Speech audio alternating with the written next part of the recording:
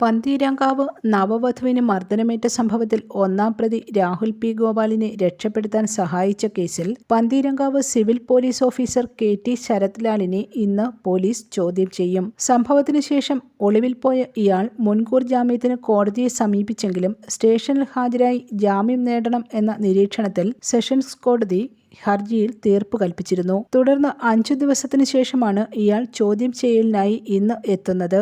ഇതിനിടയിൽ സാമൂഹിക മാധ്യമത്തിൽ പരാതിക്കാരിയായ യുവതി പ്രതിക്ക് അനുകൂല നിലപാടുമായി നടത്തിയ പ്രചരണം പോലീസ് അന്വേഷണ സംഘം ഗൗരവത്തിലെടുക്കില്ല.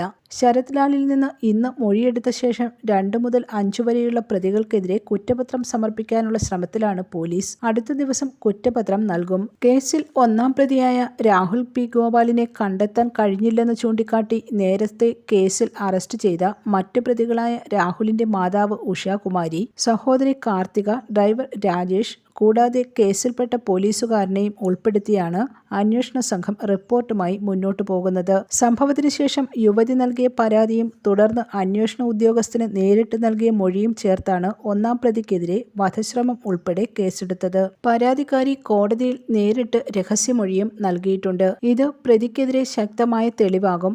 വിചാരണയ്ക്കിടയിൽ പരാതിക്കാർ കോടതി മുൻപാകെ മൊഴിമാറ്റി നൽകുന്നതേ പോലീസ് ഗൗരവത്തിലെടുക്കൂ എന്നാണ് പോലീസ് പറയുന്നത്. News desk press Malayalam. പവനേറുന്ന തങ്കമാണു നീ, ഒളിമായാത്ത തിങ്കളാണു നീ,